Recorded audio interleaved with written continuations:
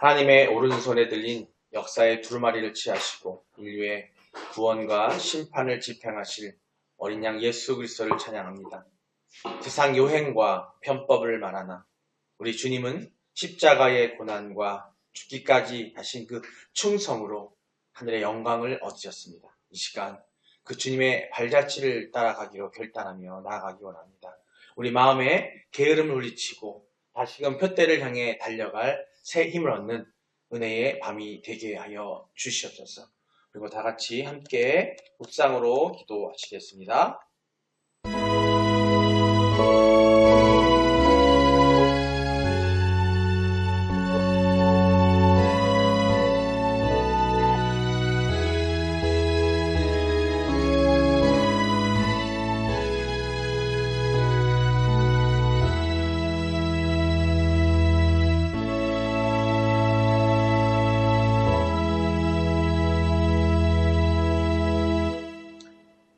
수고하고 무거운 짐진 자들아 다 내게로 오라.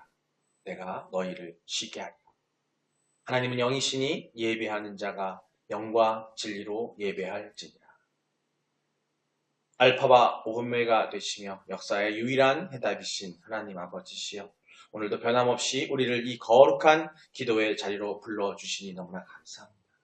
지금 이 시대는 노력 없는 보상과 고난 없는 영광을 쫓는 인본주의, 사람만을 생각하는 인본주의적 가치관이 팽배해져 있습니다. 그러나 오늘 우리는 성경의 증언을 통해서 영광의 자리에 앉으신 어린 양 예수께서 얼마나 처절한 충성과 순정을 바치셨는지를 보고자 합니다. 성령님이시여, 이 밤에 우리의 안일한 신앙을 깨우쳐 주시옵소서. 값없는 은혜를 값싼 은혜로 변질시키지 않게 하시고 주님이 걸어가신 그 좁은 길을 기쁨으로 완주하는 충성된 종들이 되게 하여 주시옵소서. 예배 모든 순서가 주님의 조건만 높이는 산제사가 되기를 소망하며 우리 주 예수 그리스도의 이름으로 기도드립니다. 아멘.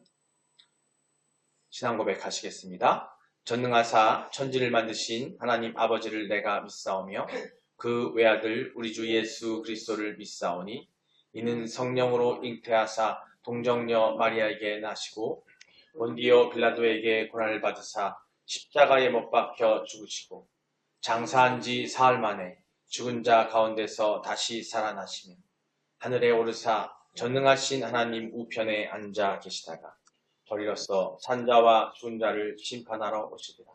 성령을 믿사오며 거룩한 공예와 성도가 서로 교통하는 것과 죄를 사하여 주시는 것과 몸이 다시 사는 것과 영원히 사는 것을 믿사옵나이다. 오늘 말씀입니다. 오늘 말씀은 요한계시록 계속해서 5장 1절로 7절 계속해서 강의하고 있습니다. 함께 한 목소리로 읽겠습니다. 함께 읽겠습니다. 시작.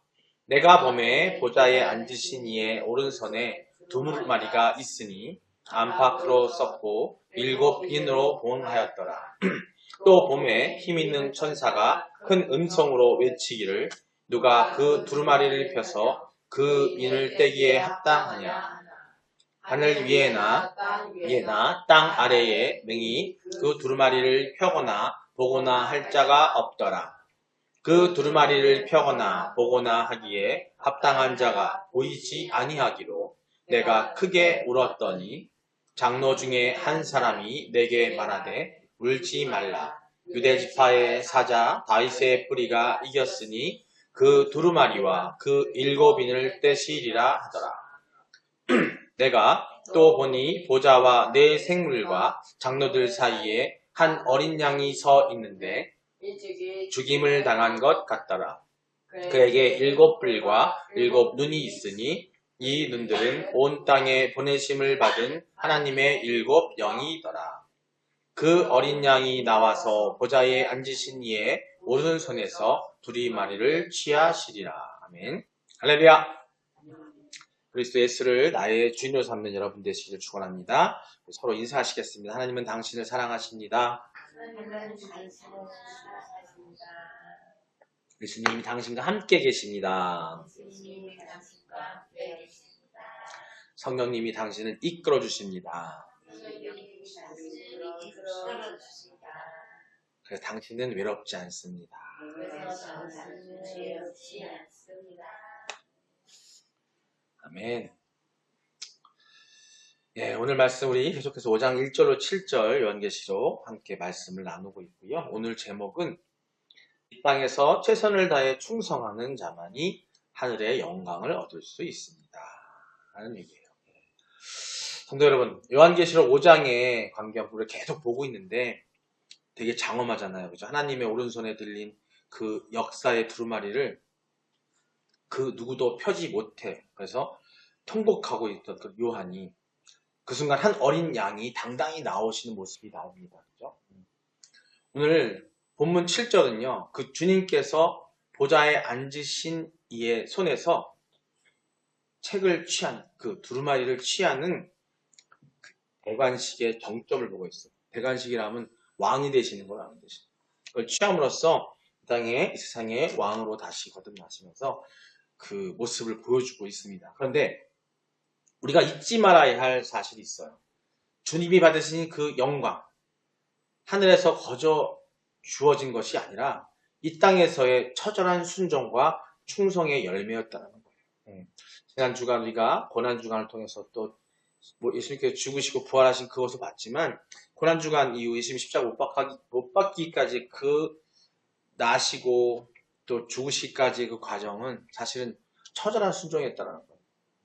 그리고 그것은 또한 하나님을 향한 충성의 열매였다는 겁니다. 그 열매가 뭐냐면 그 열매가 바로 이 땅의 우리들을, 우리 부족한 우리들을, 완전하지 못한 우리들을, 죄 많은 우리들을, 타락받은 우리들을 대신 우리의 죄를 대속하셨다는 그 열매예요. 열매. 그리고 우리를 구원의 길로 인도해 주신 열매를 맺었다는 사실입니다. 오늘 7절을 보면은 어린 양이 나와서 보좌에 앉으신 이의 오른손에서 그 두루마리 책을 취하시리라고 하였습니다. 다시 한번 읽어볼게요. 7절입니다. 그 어린 양이 나와서 보좌에 앉으신 이의 오른손에서 두루마리를 취하시니라. 아멘. 오른손에서 책을 취하시리라고 하였습니다. 즉 앞서 본 바와 같이 이 책을 펴기에 합당한 자가 누구냐라는 천사의 외침에 하늘과 땅 아래에 있는 모든 자들이 그저 침묵하고 있을 수밖에 없었을 때 누가 하나님의 어린 양, 곧 주 예수, 우리 주 예수 그리스도께서 당당히 나와서 하나님의 손에서 그 책을 취하신 거예요. 이것은 일찍이 다니엘서에 보면 다니엘이 본 바 하나님으로부터 온 우주에 대한 권세를 받으신 인자의 모습을 반영한 거예요. 다니엘서 한번 보겠습니다. 7장, 이 다니엘서 7장 13절 말씀인데요. 함께 읽어보겠습니다. 시작.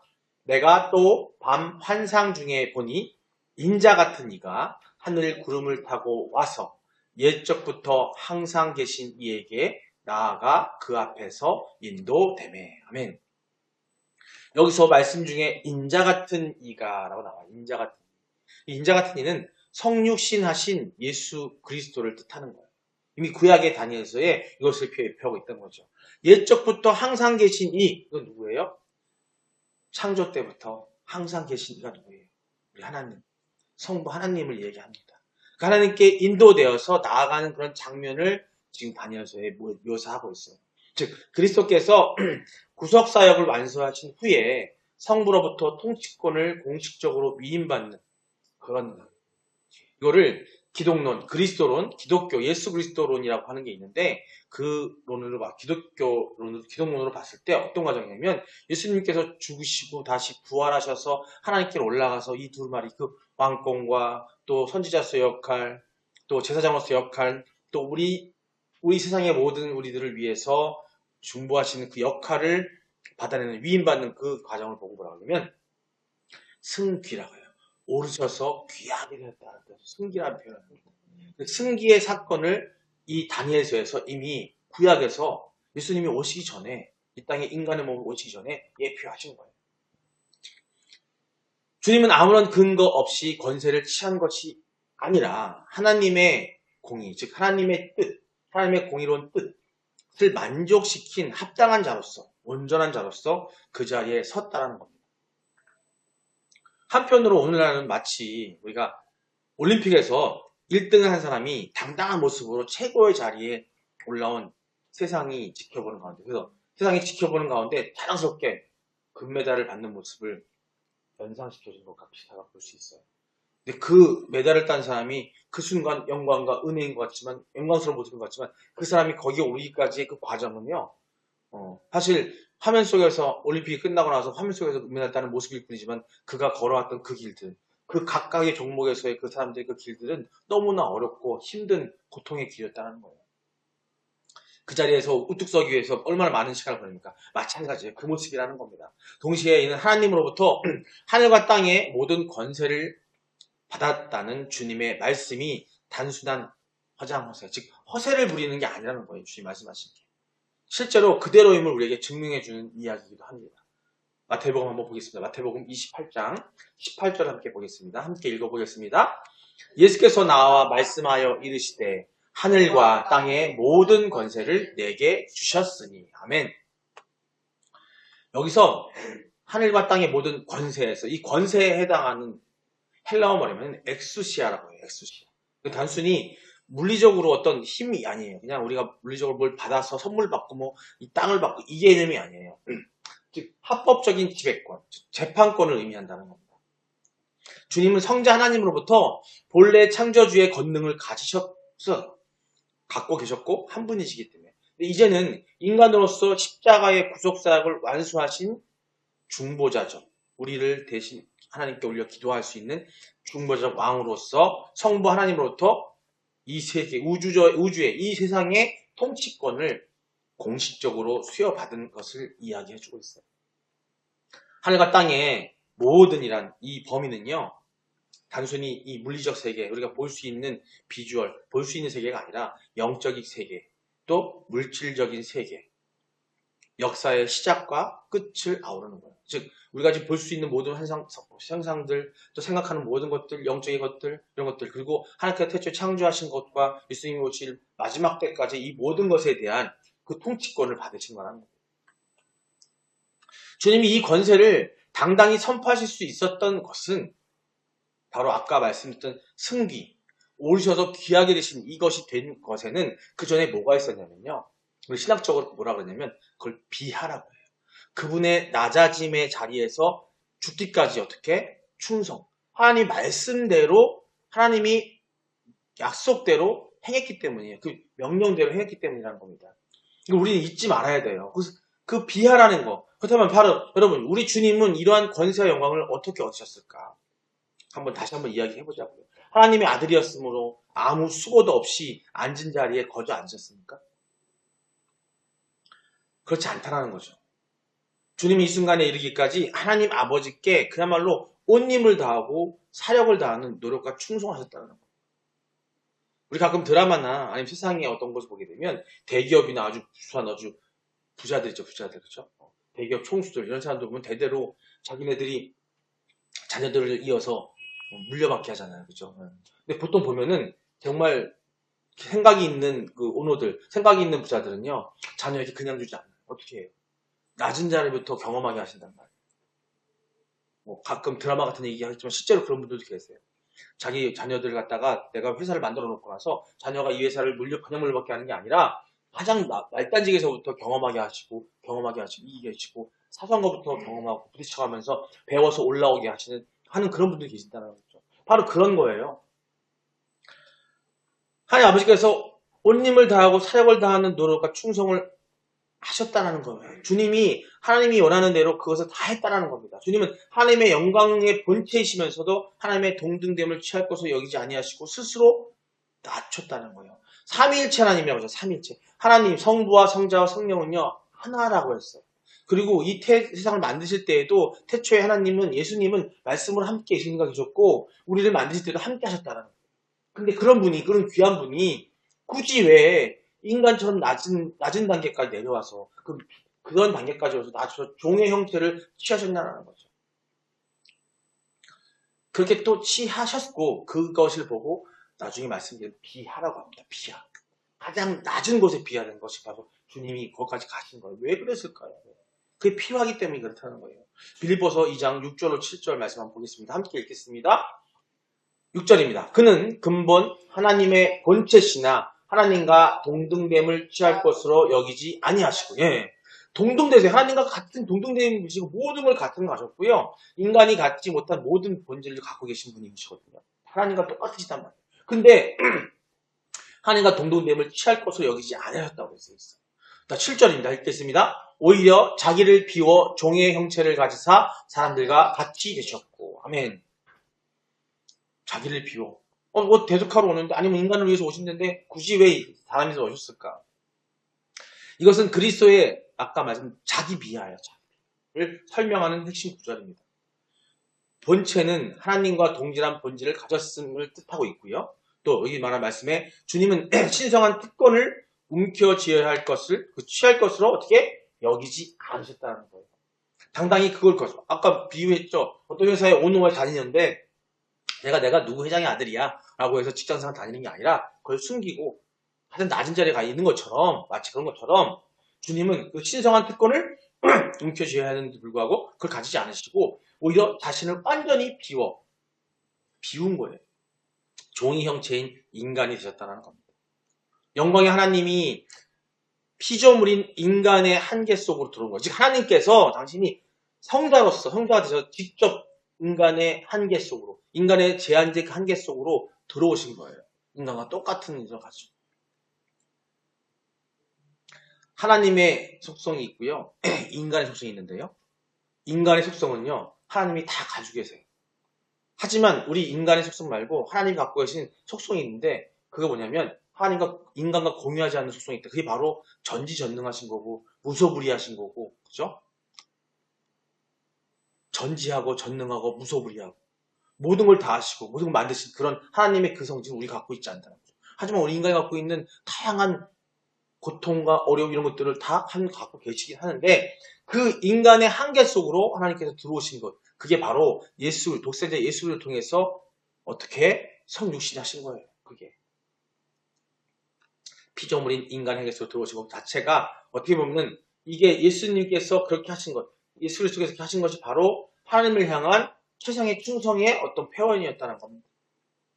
이 땅에 계실 때에 머리 둘 것도 없는 어려운 환경 속에서 식사할 겨를도 없이 바쁘게 살아가셨다는 거예요. 이건 뭐예요? 신이면 이렇게 하겠습니까? 하나님이시라면 그럴 필요가 없다라는 거예요. 우리 가끔 영화에서 보고 뭐 두 분 알겠지만은 손가락 하나로 뿅 하면은 뭐가 움직이고 배고프면 손가락 딱 치면은 밥이 나오고 이럴 수 있는 분이거든 사실은 그죠?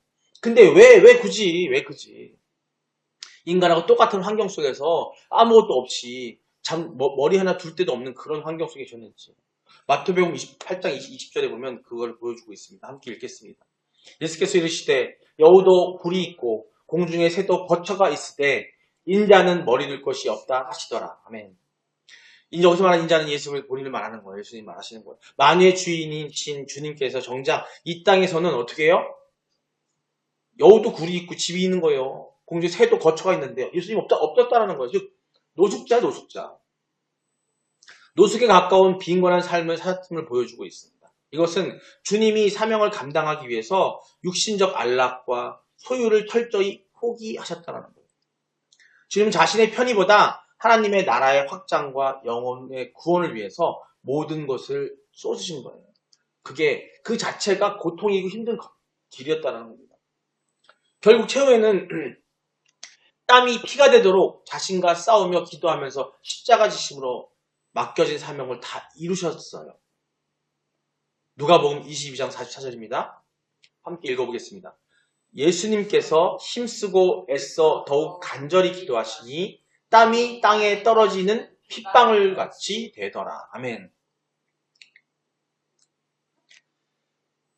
나셔서 공생애를 시작하셔서 산 기간이 33년이에요. 지금 인간의 나이로 치면 33살에 여기 지금 예수님보다 덜 산 사람은 여기 두 사람밖에 없고 그죠? 나머지 다 오래 살았잖아요. 그죠? 33년을 사시면서 마지막에 죽으시기 전에 겟세마네 동산에서 하나님께 기도를 합니다. 인간의 몸을 하시고 힘들죠. 그 마음조차도 인간의 마음으로 두렵고 떨리는 마음이었을 거라는 거죠. 예수께서 힘쓰고 애써 더욱 간절히 기도하셨어요. 뭐라고?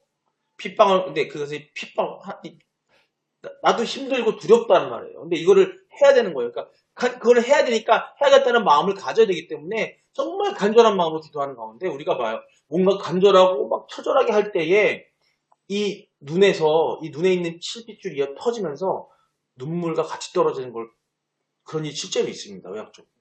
지금 그 모습인 거예요. 스님이 간절히 기도하시면서 왜?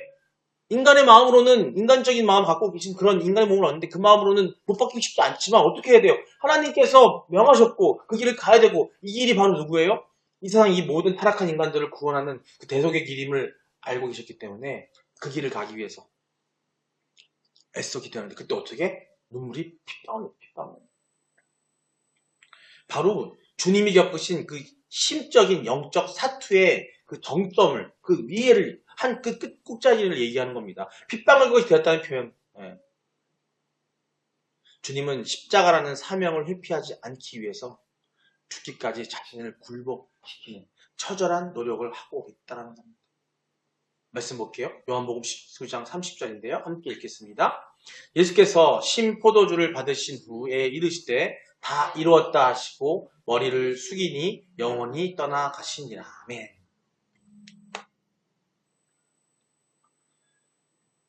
다 이루었다. 헬라어 그리스어로 테텔레스 타이라고 합니다. 테텔레스 타이. 이게 뭐냐면 빚을 다 갚았다. 혹은 계획된 일을 다 완수했다는 의미예요. 상업에서 용어를 봤을 때는 완전히 뭔가를 다 이뤘다는 어떤 상업적인 용어를 많이 쓰였다는 그런 어느 단어인데 주님은 하나님이 맡기신 구원의 그 계획, 그 프로젝트, 영어로 하면 프로젝트죠. 그걸 어떻게 했다고요? 100% 완수하셨다는 걸 얘기하는 겁니다. 적당히 하신 게 아니라 어디 뭐 99.9%도 아니고 98%도 아니고 99.9999도 아니고 100% 완수하셨다는 거예요. 100%. 생명의 마지막 호흡까지 다 쏟아부어서 마침표를 찍으신 거예요.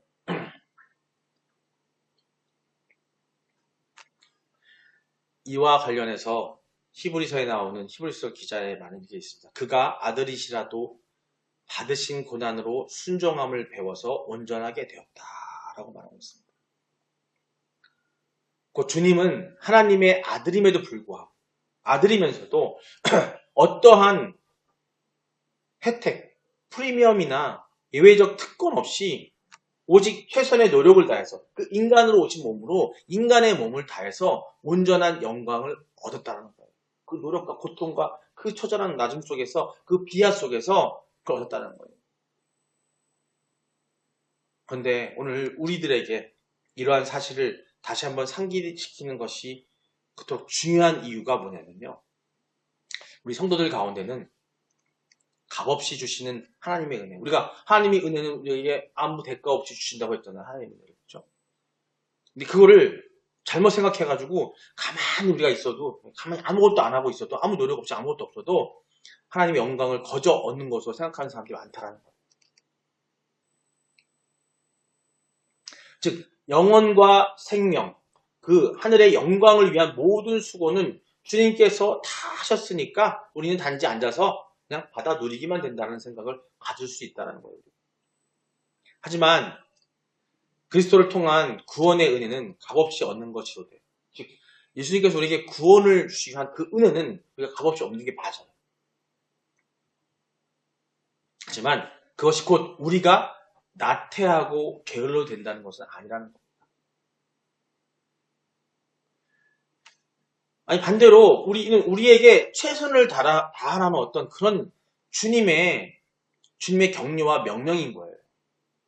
왜냐하면 주님의 모습은 바로 우리에게 본을 끼쳐 따라오도록 하시기 위한 모범이기 때문에. 거듭 말씀을 드리지만 주님이 굳이 그 낮은 인간의 몸으로 비하의 자리에 서서 그 기간을 겪으시고 승계하시기까지 그 낮은 자리를 우리에게 보이시고 부활하신 모습을 보이신 건 뭐냐면 우리에게 그처럼 예수님처럼 살아라는 얘기가 있다면서 예수님처럼 살아야 된다. 그래서 살아서 결국에는 어떻게 부활할 수 있다는 부활신앙의 그 본보기를 보여주신 거고 모범이 된 거라는 거죠. 베드로전서 2장 21절입니다. 함께 읽어보겠습니다. 시작. 이를 위하여 너희가 부르심을 받았으니 그리스도도 너희를 위하여 고난을 받으사 너희에게 본을 끼쳐 그 다치를 따라오게 하려 하셨느니라. 아멘. 이렇게 말씀하고 계세요. 본을 끼쳐서. 그리스도께서 이 땅에 오신 건 뭐냐면 우리에게 본을 보여주신 거예요. 이렇게 해야 된다라고. 굳이 왜 그거 하셨냐면요. 예수님이 마지막 때 다시 오실 그때에 우리가 해야 될 것들을 그대로 보여주신 거예요. 지금 우리가 해야 될 것들을. 그럼 가만히 있으면 안 되는 거죠. 예수님이 다시고 죽으시고 부활하시고 우리 위해서 우리 구원하셨대? 그러면 그대로 있는다? 아니죠. 예수님이 하시고 지금 해야 된다는 거예요. 여기서 본이란 말은요. 헬라어로 히포그람모스라고 합니다. 히포그람모스. 이는 아이들이요. 여러분 우리 영주도 있지만 딸 보면은 그림 그릴 때 있잖아요. 요새는 옛날에는요. 머리를 생각하면서 그렇지만 제가 옛날에는 뭐였냐면 그 습자지라는 게 있었어요. 습자지. 그걸 대고서 그림을 그리면 뒤에 베개 놨었어요. 이렇게. 그리고 기름종이라는 게 있어가지고 그 기름종이를 위에다 그림에 올려놓으면 희미하게 보여. 그러면 그대로 따라버렸단 말이에요. 요새는 좋아져가지고 불빛이 비춰져 이렇게. 그래가지고 그 그림을 그대로 따라가 그립니다. 그 본이에요. 아이들이 글씨 쓰기에 배울 때 깔고 있는 그 밑그림. 그 밑그림을 바로 지금 말하는 여기 나라는 본이에요. 너에게 본을 끼쳤다. 그 본이 그 뜻입니다. 그 모양이에요. 주님 우리가 그대로 따라라는 거예요. 그러니까 그 본은요. 그냥 대충 따라 그리는 정도가 아니라 그냥 그대로 따라하는 거예요. 어긋남이 없이 따라간다는 겁니다. 우리가 그대로 따라서 그려야 할 우리 인생의 도안으로 예수님께서 오셔서 그 생애를 사시고 죽으신 거예요. 그 본, 그 도안. 정말 멋있는 그림이 있어서 그걸 그리고 싶어, 갖다 그리고 싶어서 내가 잘 못 그리지만 따라하잖아요. 그런 것처럼 그 멋있는 거라고 하지만 이건 얼마나 영광스럽고 정말 우리 삶에 예수님 하나님에서 우리가 천국에 갈 때까지 부활하기까지의 그 중요한 그것들을 본으로 보여주신 거기 때문에 어떻게 해요? 그럼 그대로 해야지. 그대로 해야지. 근데 그 도안 안에 뭐가 있냐면요. 고난과 충성이라는 선으로 거져 있다. 그림을 그리다 보면은 삐뚤삐뚤 그릴 수 있지만 그 안에 고난이 있다는 겁니다. 그리고 그 고난을 이겨내려면 하나님을 향한 충성이 있어야 되는 거죠. 주님의 자치를 따른다는 것은 주님이 사셨던 그 치열한 충성의 삶을 우리도 복제해서 나아가야 한다는 것을 이야기합니다. 그렇기 때문에 성경은 뭐라고 말합니까? 죽기까지 전심을 다해 끝까지라는 말씀이 그토록 많고 또 많이 있고요. 또 사도 바울과 같은 분까지도 사도 바울조차도 우리보다 더 하나님과 예수님과 그대로 살기를 했던 그 사도 바울조차도 어찌하든지 부활에 이르는 최선을 다해서 어떻게 한다고요? 푯대를 향해 달려간다고 말하고 있습니다.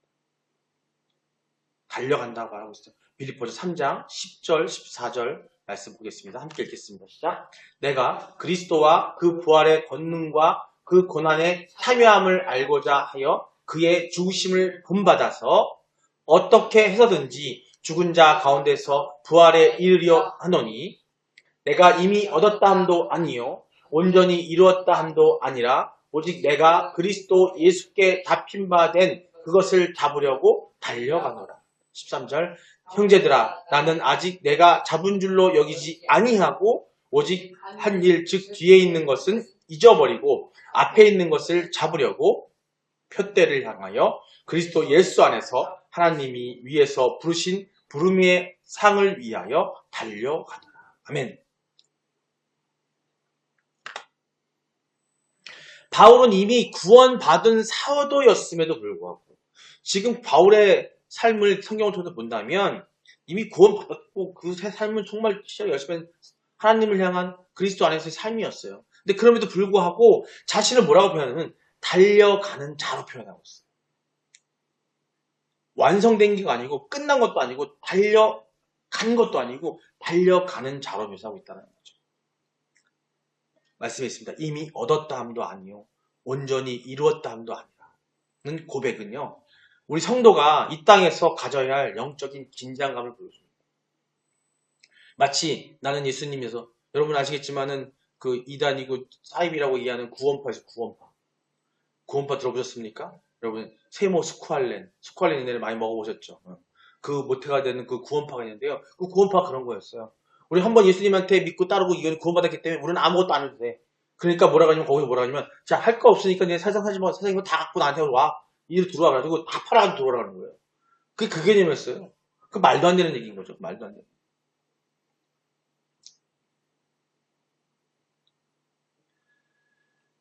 뒤에 있는 것은 잊어버리고 라는 표현은요, 과거의 성취나 실패에 안주하지 말고 날마다 새로운 충성을 다하고 하늘의 부름에 응답하겠다는 강력한 의지의 표현의 말씀입니다. 지금 말씀.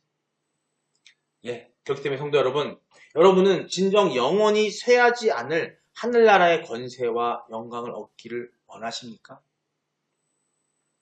그렇다면 이제라도 앉은 자리에서 일어나 허리를 동이고 받은 사명을 위해서 전심으로 수고하고 죽기까지 충성하시기 바랍니다. 그렇게 하면 주님께서도 여러분에게 생명의 면류관과 함께 당신께서 받으신 그 모든 영광을 허락해 주신다. 하나님께서 성자에게, 그리스도 예수에게 그 모든 것도 겪고 모든 것을 주셨던 것처럼 우리 또한 그런 받을 자격이 생길 것이고 예수님이 살아갔을 때 가능하된다는 겁니다. 요한계시록 2장 10절입니다. 우리가 이미 봤던 말씀인데요. 함께 보겠습니다. 너는 장차 받을 고난을 두려워하지 말라. 볼지어다 마귀가 장차 너희 가운데에서 몇 사람을 옥에 던져 시험을 받게 하리니 너희가 10일 동안 환난을 받으리라. 내가 죽도록 충성하라. 그리하면 내가 생명의 관을 내게 주리라. 아멘. 이미 우리가 함께 나눴던 요한계시록 2장 10절에 이렇게 하나님께서는 이미 우리에게 약속해 주셨어요. 죽도록 충성하라는 말은 단순히 열심히 하는 수준을 넘어서 죽음에 이르기까지 신실함을 유지하라는 뜻입니다. 예수님이 그 낮은 곳에서 있으시고 동산에서 마지막 기도를 하실 때 피눈물을 흘렸던 것처럼 죽기까지 그런 마음으로 정말 충성을 다하는 거예요. 이 요한계시록 2장 10절의 말은 서머나 교회가 겪었던 혼란 속에서 주신 이 약속의 말씀이거든요. 이 서머나 교회를 통해서 우리의 지금의 모습을 보여주고 있는 겁니다. 일시적인 고난을 견디고 끝까지 충성하는 자에게 뭐를? 생명의 관을, 그 관이 주어진다는 얘기를 하고 있는 거예요. 바로 이 상급의 얼입니다. 우리 그것을 소망 삼아 가고 있는데 그 소망을 얻기 위해서 우리 어떻게 정말 그 환란 속에서도 내가 충성을 다해야 한다는 얘기를 하는 겁니다. 마무리 잡을게요. 근데 여러분, 보좌의 두루마리를 취하신 주님의 영광은 이 땅에서 낮아짐과 십자가의 고난이라는 그 비하라는 그 고난이라는 기초 위에서 세워진 겁니다. 구원은 은혜로 받지만 영광의 면류관은요, 우리의 충성을 통해서 얻게 될 수 있다는 거예요. 주님이 우리에게 보여주신 그 밑그림을 따라서 우리도 오늘 우리에게 주어진 사명의 자리에서 최선을 다해 달려가야 할 점이 있습니다. 말씀 한 몇 절 보면서 그걸 마무리하겠습니다. 골로새서 1장 29절 말씀입니다. 함께 읽겠습니다. 이를 위하여 나도 내 속에서 능력으로 역사하시는 이의 역사를 따라 힘을 다하여 수고하노라. 아멘. 바울이 말합니다. 수고는 자신의 생동력만으로 한 것이 아니다. 내 속에서 역사하시는 성령의 능력에 의지해야 된다. 우리 힘으로 안 돼요. 성령의 충만이라고 자꾸 얘기하는 이유가 뭐냐면, 성령의 열매를 맺자고 하는 이유가 뭐냐면 성령의 유한에 충만해. 성령이 우리를 이끌어 주실 수 있기 때문에 그 열매를 맺자고 하는 거고, 방법으로 말씀을 주신 거예요. 동시에 바울은 자신도 어떻게 해요? 힘을 다하여 수고했다는 얘기하고 있습니다. 하나님의 주권적 은혜와 뭐예요? 더하기 인간의 책임이 있는 충성이 만나는 지점이 바로 우리 성도의 삶이라는 겁니다. 하나님은 우리에게 값없이 주고 계세요. 그 은혜를 주권적으로 주고 계십니다. 하지만 그것을 만나려면 우리는 책임을 다해야 되는 거예요. 그 책임을 다하지 않으면 만날 수가 없다는 겁니다. 완성이 되지 않는다는 걸 얘기하는 거예요. 디모데후서 4장 7절 8절 한번 더 보겠습니다. 마지막으로 함께 읽겠습니다. 나는 선한 싸움을 싸우고 나의 달려갈 길을 마치고 믿음을 지켰으니 이제 후로는 나를 위하여 의의 면류관이 예비되었으므로 주 곧 의로우신 재판장이 그날에 내게 주실 것이며 내게만이 아니라 주의 나치하심을 사모하는 모든 자에게 너니라. 아멘. 예, 인생의 마지막 순간에 바울이 한 고백입니다. 그는 인생을 싸움, 달리기, 지킴이라는 동사로 그런 말로 표현했습니다. 이 모든 과정에서 최선을 다했기 때문에 그는 의로우신 재판장 주님이 주실 의의 면류관을 확신할 수 있었다는 겁니다. 지금 당장 여러분에게 여러분은 지금 죽어서 지금 하나님께 불려가서 당장 천국에 가서 의의 면류관을 쓸 수 있다고 생각하십니까? 물어봤을 때에 지금 바울의 마지막 고백처럼 그 나타나심을 사모하고 주의 나타나심을 기뻐하는 마음을 가질 수 있으셔야 돼요. 누가 질문할 때에 그냥 진짜 허장허세로 그냥 말하는 게 아니라 당신 그렇습니까? 천국에 갈 것 같습니까? 당신 지금 면류관을 쓸 수 있을 것 같습니까? 물어봤을 때에 그럼요. 저는 그렇게 살고 있어요. 라고 여러분 당당하게 얘기할 수 있으셔야 돼요.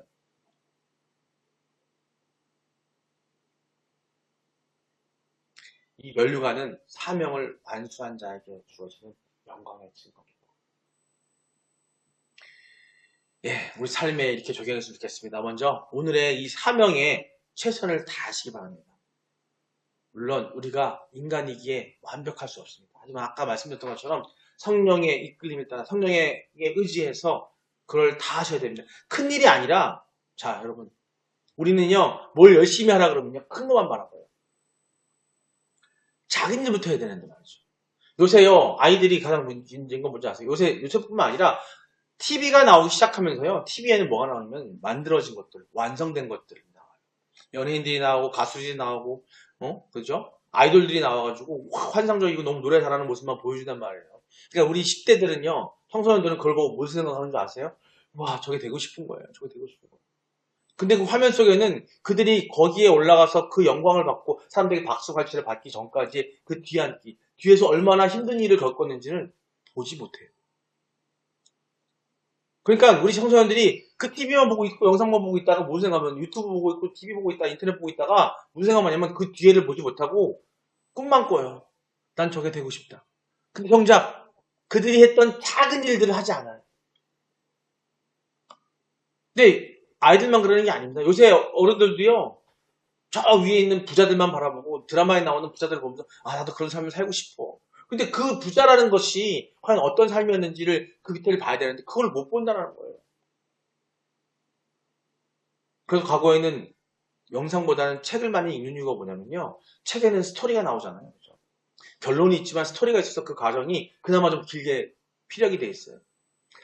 특히 자서전 같은 거. 옛날에 보면 어르신들 TV 없고 할 때에는 책들 많이 읽을 때 보면은 유명한 사람들의 자서전, 위인들의 자서전을 봤단 말이에요. 근데 그 안에는 그들의 태어나서부터 우리 마치 예수님의 삶을 얘기하는 것처럼 태어났을 때부터 걸어왔던 그 길들을 자세히 조금씩 적어놨단 말이죠. 비록 더 길진 않지만 적어놨단 말이에요. 그걸 보면서 아 이렇게 돼야 내가 이런 위인이 될 수 있구나. 내가 이렇게 될 수 있구나 보여주고 있는데 지금 그렇지 않아요. 좋은 것만 나와. 왜? 좋은 걸 보여줘야 사람들이 눈길 끄니까 유튜브도 그렇고 TV도 그렇고 그것밖에 안 보여줘요. 그러니까 세상 사람들이 무슨 생각하면 되게 다 쉬운 줄 알아. 아니요. 우리는 뭘 해야 되면 작은 거에 열심히 해야 돼요. 그걸 가기 위해서는 우리는 작은 것들이 쌓여져서 그 영광의 나라를 갈 수 있다는 겁니다. 여러분 지금 이 순간 우리가 이 사망의 골짜기에서 우리가 해야 될 건 뭐냐면 그 사망에 나가서 이겨서 하나님께서 주신 사명해 주신 것들 말씀을 주신 모든 것들을 작은 것 하나하나부터 그래서 여러분 아침에 일어나서 눈 뜨고 작은 일 하는 거 양치질하고 예? 양치질 게을리 해보세요. 충치 생겨요. 그 작은 걸 게을리 하기 때문에 충치 생기는 거예요. 저도 그럴 때가 많아요. 귀찮아서 빨래를 안 해보세요.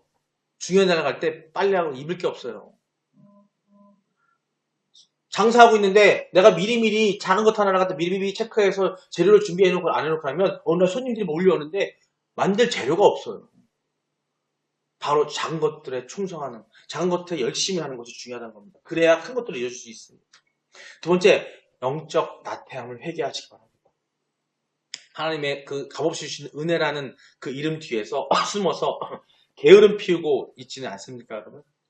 이미 얻었다는 교만을 버리고 오늘 말씀에서 봤던 바울처럼 날마다 어떻게 해야 돼요? 우리는 계속 그 표대를 바라봐야 돼요. 다른 표대 말고 세상 표대 말고 세상이 우상이 아니고 세상이 부자가 아니라 세상이 돈이 아니라 예수님께서 하나님께서 우리에게 주시기 약속했던 그 부활의 생명, 부활의 천국의 삶을 표대를 놓고 우리는 그를 향해 달려가야 된단 말입니다. 날마다 영적인 신발끈을 고쳐매야 돼요. 아침에 우리 나갈 때 구두를 신고 운동화 신잖아요. 그죠? 신발 신을 때 어떻게 나가야 돼요? 끈 안 매고 나가면 자빠져요. 셀러리맨이 구두를 깨끗이 안 닦고 가면은 일에 차질이 생깁니다. 그 작은 거 하나 그게 중요한 거예요. 고쳐매시기 바랍니다. 매일매일 끈을 고쳐매시고 이게 뭐냐면 마음을 다잡아 먹으라는 거예요. 뒤는 돌아보지 마세요. 아까 그랬어요. 뒤는 이미 지나갔어요. 지나갔기 때문에 자꾸 뒤를 돌아보면 안 돼요. 앞을 봐야 돼요. 내가 과거에는 이랬어. 내가 과거에 그랬네. 내가 이랬는데. 아니요. 쳐다보지 마시고 지금 우리는 어디 표대를 바라봐야 되냐. 하나님께서 말씀해주신 약속해주신 그 표대를 보고 가야 되기 때문에 뒤는 볼 필요가 없어요. 그 표대 어디 있어요? 앞으로 있는 거지 뒤에 있는 게 아니에요. 뒤에는 우리가 잘못 살았던 사람들, 우리가 실수했던 사람들, 완전하지 못했던 사람밖에 없습니다. 그래서 그거에 대해서 후회하거나 그것에 대해서 동경하거나 그것에 대해서 실망해서 지금 내가 힘들어해서 앞으로 나가지 못한 일은 없어야 된다는 겁니다. 마지막 세 번째, 하늘의 보상을 바라보면서 그 소망을 꼭 가지시면서 그 믿음을 가지면서 인내하시기 바랍니다. 충성하는 길에는 예수님이 보여주셨던 것처럼 고난과 피로가 따릅니다. 내가 어떤 것을 충성하고 뭔가를 해나가기 위해서 우리 학생들 하다못해 수행평가를 하든 뭘 하든 간에 짧든 길든 간에 그것의 결과를 만들어내기 위해서 노력을 해야 되고 뭔가를 해야 되는 거예요. 아무것도 하지 않으면 결과는 없어요. 사업을 하면서 오늘 하루 돈을 얼마를 매출을 올리고 매상을 올리고 싶은데 그 매상을 올리기 위해서 내가 수고하지 않으면 없다라는 거예요. 그러나 주님이 받으신 그 영광의 대관식을 여러분 기억하시기 바랍니다. 우리의 수고는 결코 헛되지 않고 주님은 반드시 그 생명의 관으로 우리에게 갚아 주실 거라는 겁니다.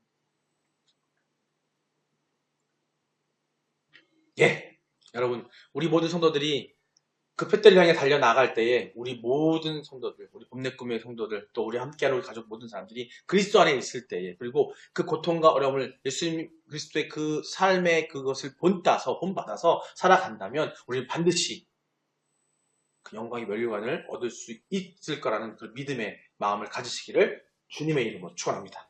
우리 다 같이 함께 오늘 말씀을 통해 들은 거 가지고 기도하길 원합니다. 이렇게 기도했으면 좋겠습니다. 먼저 나의 나태함을 회개하고자 하나님의 열정을 회복하게 기도하시기 바랍니다. 여러분, 은혜를 핑계 삼아 사명의 자리에 도망쳐 있지 않습니까? 주님은 땀방울이 핏방울이 되기까지 우리를 충성하셨습니다. 제가 기도할 때 나의 영적 나태함을 회개하고 다시금 주를 위해 죽도록 충성하겠다는 그 첫 사랑의 열정을 회복하게 해달라고 우리 주여 한번 부르고 기도하겠습니다. 주여! 하나님 아버지, 값없이 주신 구원의 은혜를 너무나 부족하게 여겼던 아예 이 게으름을 용서하여 주셔서 주님은 머리를 들 것도 없는 가난과 십자가의 고통을 뚫고 사명을 완수하셨습니다. 우리는 작은 불편함 앞에서도 불평하며 아니라고 외쳤습니다. 주님 주시옵소서. 주님 이 밤에 우리의 가슴에 성령의 불을 붙여주시옵소서. 다시금 신발끈을 메고 현대를 향해 달려가는 충성된 종이 되게 하여 주시옵소서. 아버지 함께하여 주시옵소서. 두 번째 기도드립니다. 우리 봄내 꿈의 교회와 우리 올라간 팔레교 속에 있는 모든 성도들 이 시경이 확장되기 위해 기도하시기 바랍니다. 우리 교회가 이 지역사회를 떠나 디지털 세상 속에 있는 주님의 꿈을 따르는 모든 공동체가 되기를 원합니다. 진행 중인 지회와 은혜 아카데미, 또 한국교실, 그리고 준비 중에 있는 우리 모든 사역 가운데에, 우리 지역 사역 가운데에 주님 보시기에 다 이루었다 칭찬받을 수 있는 충성된 사역이 되게 해달라고, 그걸 위해서 우리가 한 몸 되게 해달라고 우리가 같이 주여 한번 기도합니다. 주여! 역사의 주관자이신 주님이시여, 우리 봄내 꿈의교회에 맡겨진 귀한 사역들을 위해 기도합니다. 지혜와 은혜 아카데미를 통해 다음 세대가 살아나게 하시고 선교와 교육 현장마다 주님의 말씀 7명이 함께하사 전무후무한 부흥의 역사가 일어나게 하시옵소서. 이 지역에, 이 주천 크라동 지역의 모든 사람들에게 주님의 그 말씀이 전해주시도록 아버지 함께 역사하시고 우리 성도가 각 자리에서 한 마음으로 연합하여 이 땅에 하나님의 나라를 확장하는 충성된 군사들이 되게 하여 주시옵소서. 아버지 연합 바랍니다. 연합 바랍니다. 마지막으로 기도합니다. 우리 세 번째 기도합니다. 우리 주변에 있는 환우들과 고난받는 지체들을 위해서 그들에게 인내와 승리를 갖게 해달라고, 우리가 또 그 인내와 승리를 갖게 해달라고 기도하신 겁니다. 마지막 질병과 정치적 위기, 관계의 아픔 속에 있는 지체들을 위해 기도하기 바랍니다. 환란의 10일 동안에도 그 믿음을 지키라 하신 주님의 음성을 듣게 하여 주시면서 고난을 두려워하지 않고 끝까지 믿음을 지키는 그런 생명을 갖는, 관을 얻는 그런 모든 승리자들에게 우리 간절히 주여 세번 부르고 기도하시겠습니다. 주여! 주여! 주여! 치료의 강선이신 주님이시여, 육신의 연약함과 말 못할 고통 속에 있는 우리 성도들의 긍휼히 여겨주셔서 주님께서 겟세마네 사투를 이셨던 것처럼 우리 지체들에게도 감당할 힘을 주셔서 이 고난의 변화와 찬성이 되게 하시고 끝까지 인내하여서 주님이 예비하신 영광의 멸류관을 모두가 받는 우리는 그런 복된 성도들이 되게 하여 주시옵소서. 아버지 감사드립니다. 아버지 감사드립니다. 아버지 감사드립니다.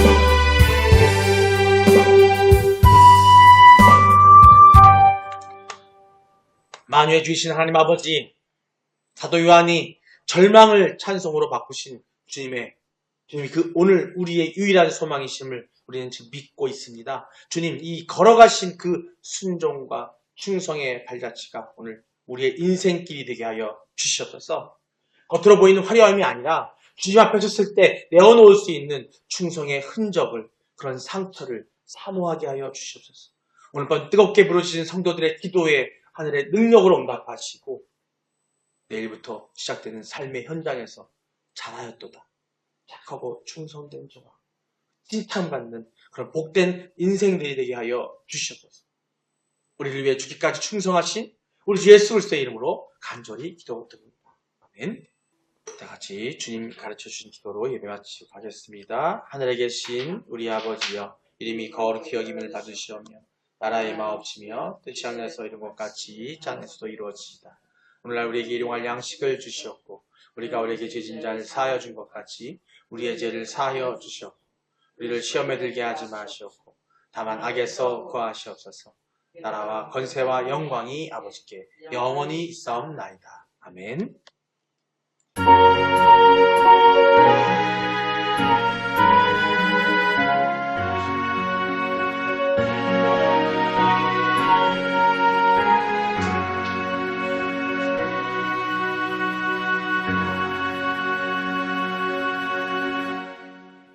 할렐루야. 하나님께 영광 목소리입니다. 모두 수고하셨습니다. 하는 길에 좋은 축복을 하시길 원합니다.